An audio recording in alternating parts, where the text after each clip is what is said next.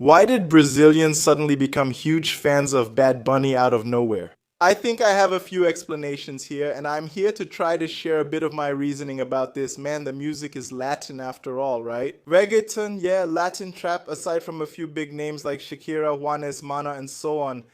Man, those names were popular here in Brazil and they're still really popular, but this new generation, especially reggaeton, faces a bit of resistance to break into Brazil because let's be honest, as Brazilians, I don't know, man. It's actually a bit easier for us to relate to American music sung in English, which is a completely different language from ours, than to relate to people who speak Spanish.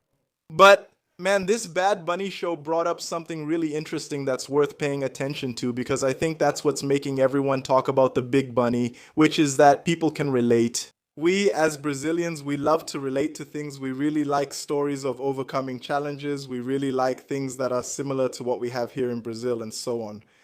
And this, not just Bad Bunny's show at the Super Bowl, showed that there are a lot of similarities between Puerto Rican culture and Brazilian culture. Like, for example, weddings. Yeah, the messy parties we have here in Brazil. Yeah, man, the kind of work when he shows that plantation too.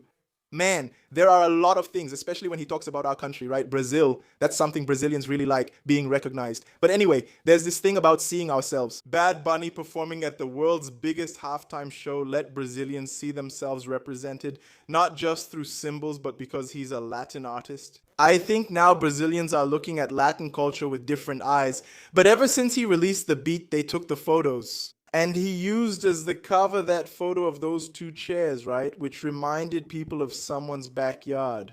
I think from that point on, we here in Brazil started to look not only at him, but at all modern Latin rhythms with different eyes. Because, man, thinking about a cultural element that speaks to all of Latin America, that was a brilliant idea, man. It was something that, when you stop to think about it, I made a video about Bad Bunny. I don't know if you guys watched it on YouTube, where I forgot to mention this detail, which was something really important and very symbolic that only we here in Latin America understand. And with that, I say, hey, pay a little more attention to Latin music, to the music from our neighbors here.